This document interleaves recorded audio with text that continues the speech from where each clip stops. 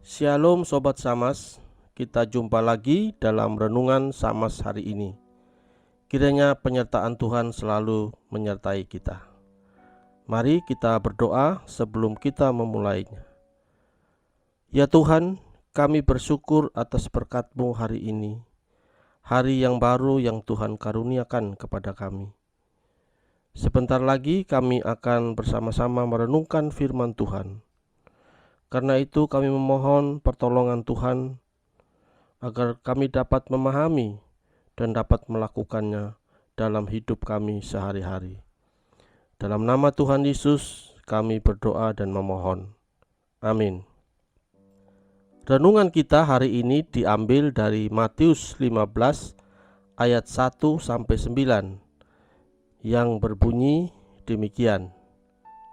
Kemudian datanglah beberapa orang Farisi dan ahli Taurat dari Yerusalem kepada Yesus dan berkata, "Mengapa murid-murid-Mu melanggar adat istiadat nenek moyang kita? Mereka tidak membasuh tangan sebelum makan." Tetapi jawab Yesus kepada mereka, "Mengapa kamu pun melanggar perintah Allah demi adat istiadat nenek moyangmu? Sebab Allah berfirman, hormatilah ayahmu dan ibumu. Dan lagi, siapa yang mengutuki ayahnya atau ibunya pasti dihukum mati. Tetapi kamu berkata, barang siapa berkata kepada bapaknya atau kepada ibunya, apa yang ada padaku yang dapat digunakan untuk pemeliharaanmu, sudah digunakan untuk persembahan kepada Allah. Orang itu tidak wajib lagi menghormati bapaknya atau ibunya. Dengan demikian firman Allah kamu nyatakan tidak berlaku demi adat istiadatmu sendiri. Hai orang-orang munafik, benarlah nubuat Yesaya tentang kamu. Bangsa ini memuliakan aku dengan bibirnya, padahal hatinya jauh daripadaku. Percuma mereka beribadah kepadaku, sedangkan ajaran yang mereka ajarkan ialah perintah manusia." Bapak, Ibu, Saudara yang terkasih, renungan kita hari ini bertema Tuhan melihat hati, dengan tujuan agar kita dapat beribadah kepada Allah dengan benar dan dengan hati yang tulus, bukan sekadar hal-hal yang lahiriah. Dari ayat yang kita baca tadi, kita menyaksikan dialog yang dipicu oleh orang Farisi dan ahli Taurat.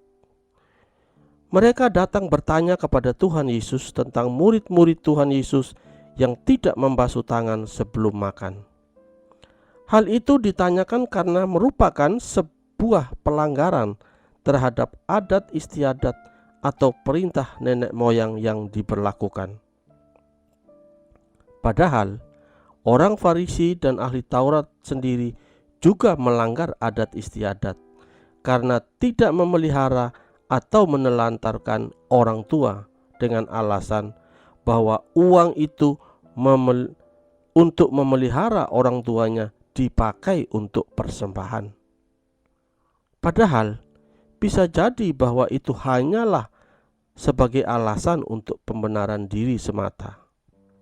Perbuatan orang Farisi dan ahli Taurat ini telah melanggar perintah Tuhan, yaitu bahwa mereka harus menghormati orang tua mereka. Bagaimana komentar Tuhan Yesus atas masalah tersebut? Menurut Tuhan Yesus, orang Farisi dan ahli Taurat ini hanya beribadah secara lahiriah, secara fisik atau munafik.